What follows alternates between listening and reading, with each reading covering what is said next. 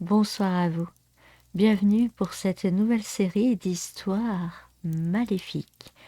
12 contes de Noël horrifiques sortis tout droit de mon imagination débordante. J'espère que vous êtes prêts pour le voyage. Si à la fin de chacune des vidéos vous avez aimé, n'hésitez pas à liker, à commenter, à partager et surtout, si ce n'est déjà fait, à vous abonner. Je vous laisse découvrir donc ces toutes nouvelles histoires maléfiques.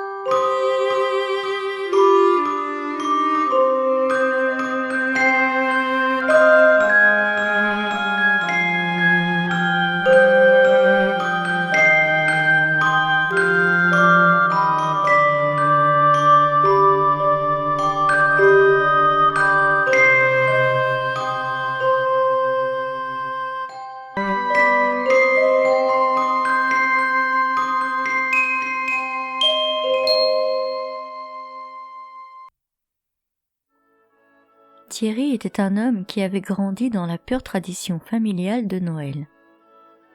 Les réveillons entre cousins devant la télévision, à regarder les grands classiques des dessins animés.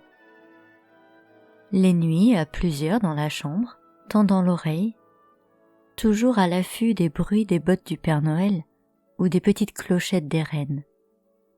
Les chuchotements, les bâillements, puis le sommeil pour mieux ouvrir les yeux à l'aube et la course jusqu'au salon pour découvrir la montagne de cadeaux pour les petits et les grands. Il avait grandi ainsi, au sein d'une famille qui aimait à se réunir pour les fêtes de fin d'année, et gare aux absents qui n'auraient pas pu être présents. Seules les raisons de maladie ou de deuil pouvaient vous éviter ce grand déballage de papier froissé. Mais Thierry a vieilli. Et aujourd'hui, il est bien loin, le temps de l'impatience, où il suspendait sa respiration pour entendre les grelots du traîneau. Il est perdu, là, du haut de ses 45 ans, dans les allées d'un magasin de jouets. Il hésite, il ne sait pas, ne sait plus depuis longtemps quel est le cadeau à la mode pour les enfants. Il prend dans ses mains une boîte qui affiche un joli camion de pompiers. Les garçons de notre époque rêvent-ils encore de braver les dangers? La voiture de police, peut-être, avec sa sirène de tons et ses jolies lumières, à moins qu'ils ne doivent opter pour le super-héros à la mode, comme sur l'affiche de près de 2 mètres qui se trouve à ses côtés. Il se sent perdre pied au milieu de tous ces nouveaux objets. Du coin de l'oreille, il capte un bruit fugace, une petite pointe de musique qui l'attire sans qu'il n'y prenne garde.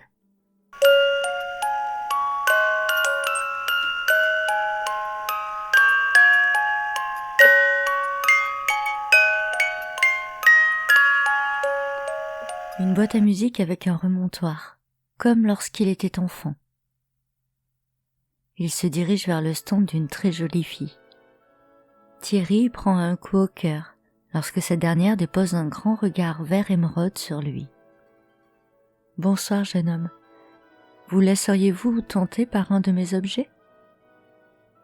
Évidemment, pense-t-il, mais il serait plus enclin à ramener la petite vendeuse dans sa hotte.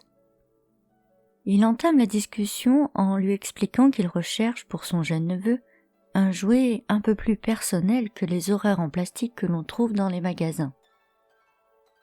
Elle sourit, minaude un peu tout en ne le quittant pas du regard. Puis, doucement, pose sa main sur l'épaule de l'homme. « Eh bien, je peux vous présenter ma collection. Ici, vous trouverez des boîtes à musique comme celle que j'ai enclenchée il y a quelques instants. Là, J'ai des petites toupies de bois, des billes de verre et même des petits soldats. En plastique par contre, car le plomb est interdit depuis bien longtemps. Des jouets qui replongent Thierry directement dans son enfance.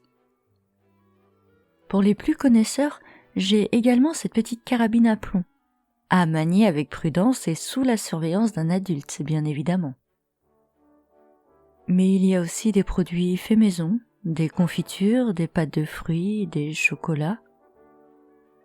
Si c'est un créatif, j'ai préparé des petites boîtes de babioles à décorer avec de la colle ou de la peinture. Thierry ne décollait pas son regard de la vendeuse, plus précisément du pull qu'elle portait. Elle s'en aperçut. Ah oui, ça aussi c'est une de mes créations. Le soir, seule devant ma télévision, je tricote. Les soirées sont longues et j'aime m'occuper l'esprit pour ne pas penser à la solitude.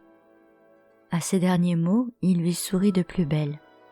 Était-elle en train de le draguer ou seulement de l'alpaguer comme un vulgaire client ? Tenez, touchez la douceur de cette laine. Je serais prête à donner mon âme au diable pour tricoter ce genre de pull, s'il n'était pas déjà à moi. Il caressa délicatement la manche de la jeune femme. Effectivement, entre la douceur du chandail et la chaleur de son corps, il avait l'impression de caresser un animal, presque mystique. J'ai des pelotes à vendre si cela vous intéresse. Il n'est pas trop tard pour faire un pull. Vous avez encore quelques jours devant vous pour vous atteler à la tâche. Thierry récupéra 2 pelotes d'une douceur incroyable. Blanches, duveteuses, elles semblaient sorties tout droit d'un rêve d'enfant. Il sourit à la jeune femme mais avoua qu'il serait bien incapable d'en faire quoi que ce soit. Mais c'est un peu le principe du pull de Noël. Plus il est moche, plus il est indispensable. Le règne qui louchait sur le sien semblait valider ses dires. Si c'est le tricot en lui-même qui vous pose un problème, je peux parfaitement vous faire un pull et vous le vendre une fois terminé. Il acquiesça. Oui, ce serait parfait. D'accord. Par contre, ce serait pour un enfant de quel âge ? Il me faudrait sa taille exacte. Thierry lui expliqua que le petit venait d'avoir 4 ans, mais qu'il était un peu frêle pour son âge. Partons sur du 4 ans alors. Au pire, il pourra le porter une fois de plus l'an prochain. Elle pianota sur une calculatrice et regarda les dimensions exactes de son patron, évalua la quantité de laine adéquate, etc. Et pour le dessin central, vous désirez quoi ? Un renne ? Un Père Noël ? Un lutin ? Faites comme bon lui semble, lui répondit-il. Ok, donc ce sera selon mon instinct. Je suis certaine qu'il va adorer. Ça vous fera 32 €. Cela vous convient ? Thierry sortit aussitôt l'argent de sa poche. Le contrat était signé. Ne restait plus qu'à fixer le rendez-vous pour récupérer l'objet. Dans 8 jours, je serai de nouveau ici et je vous garantis que vous n'en reviendrez pas. Ce sera sans nul doute le plus beau pull de ma collection. Thierry s'en alla et reprit sa vie de comptable, fade et sans artifice, ne prenant plus garde des jolies décorations de sa ville. La jeune femme remballa son stand et rentra à son tour. Elle était heureuse. Elle serait enfin rémunérée pour l'une de ses plus grandes passions, le tricot de Noël. Elle avait elle-même de nombreux pulls faits main, des rennes, des cadeaux, des sapins biscornus. Elle adorait jouer avec les couleurs et portait avec fierté tous ces pulls moches qui tombaient de ses aiguilles. Après un repas fugace, elle se mit au travail. Elle rêvassait toujours en calculant ses mailles. Une à l'endroit, une à l'envers, une augmentation ici et 2 diminutions par là. Les pelotes s'amenuisaient à vue d'œil alors que sous son regard ébahi, elle apercevait une jolie cheminée de Noël apparaître sur le devant du pull. Elle y passa toute la nuit et s'endormit sur son ouvrage Mais quand le soleil la ramena à la réalité, elle déchanta. Son pull était terminé, certes, mais elle le trouvait fade, sans ambition. Qu'à cela ne tienne, il lui restait 7 jours, autant tout recommencer. Elle détricota pour récupérer le maximum de laine et reprit ses comptes. 16, 17, 18, hop, diminution, maille à l'envers, etc. Quand elle releva les yeux, il était 17 heures. Elle avait passé plus de 8 heures sans faire une pause, et ses pauvres bras la faisaient souffrir. Elle s'octroya un moment pour manger enfin et jeta un coup d'œil sur son œuvre. Il était de couleur vert sapin, et le renne au nez rouge ressemblait plus à un mouton fripé qu'à une bête de Noël. Elle soupira. Non, il faut tout recommencer. Elle se réinstalla et détricota. Bon, demain il fait jour. Il vaut mieux que j'aille me coucher. Durant la nuit, un bruit d'aiguille retentit aux oreilles de la jeune créatrice. Elle ouvrit un œil et regarda le fauteuil à côté de son lit. Elle aurait juré entendre les aiguilles à tricoter, mais son matériel était pourtant bien rangé dans sa boîte au pied de la cheminée.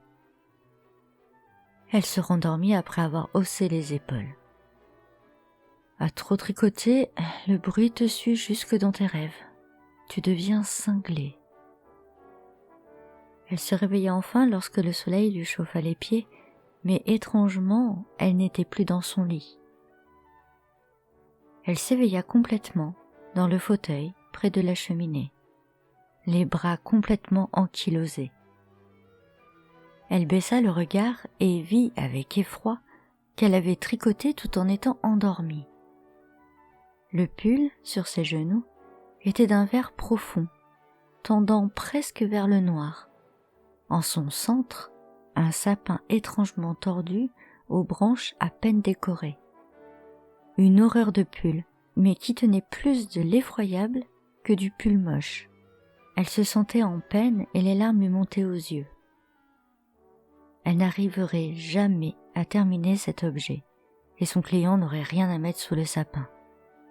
Une journée entière et 2 nuits qu'elle était dessus, et rien de bon ne voulait sortir de ses aiguilles. Elle mangea rapidement, passa dans la salle de bain, et alors qu'elle allait sortir de chez elle pour changer d'air, une force étrange et mystérieuse la poussa à recommencer. Détricoter, retricoter, être insatisfaite de son travail et recommencer. Pendant 4 jours et 3 nuits de plus, elle s'escrimait à trouver le dessin parfait. Un renne zombie, un Père Noël coincé dans une cheminée, un lutin ivre allongé sur la neige, ou encore un cadeau d'où sortait la tête d'un bébé. De jour, son pull était moche, mais pas assez. De nuit, il devenait d'une horreur manifeste.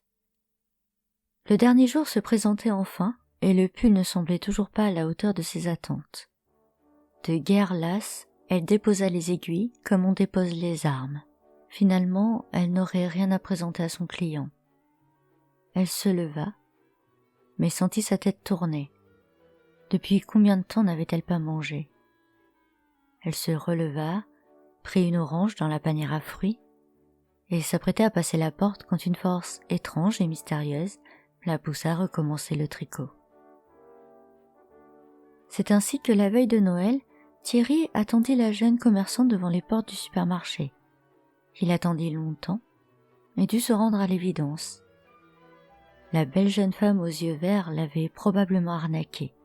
Le voilà donc contraint d'acheter une babiole sans âme dans le rayon jouets du grand magasin. Ce n'est que bien des semaines plus tard qu'il découvrit dans le journal que la jeune vendeuse avait été retrouvée dans son appartement, morte depuis plusieurs jours. L'article ne disait pas tout, mais juste assez pour faire de la peine à Thierry. Elle avait été retrouvée car une voisine se plaignait de l'odeur. La jeune femme était encore installée dans un fauteuil dans son salon, en état de momification. Quand les pompiers l'ont sortie de l'immeuble, ils n'avaient pas pu lui plier les bras, devenus durs comme de la pierre, et ses doigts étaient restés pliés en forme de crochet, tenant fermement des aiguilles à tricoter. D'après les premiers retours de l'autopsie, la jeune femme était décédée d'épuisement et d'un manque flagrant de nourriture. Thierry se sentit coupable, un peu, de lui avoir demandé de tricoter un pull moche de Noël. Elle avait fini par y laisser la vie. Alors qu'il pliait le journal, une phrase de la jeune femme lui revint en tête. « Je serais prête à donner mon âme au diable pour tricoter ce genre de pull. » Serait-ce possible que... Il balaya la question d'un revers de main et retourna à ses chiffres. La comptabilité de fin d'année avait été compliquée. Maintenant, place aux nouveaux chiffres de janvier.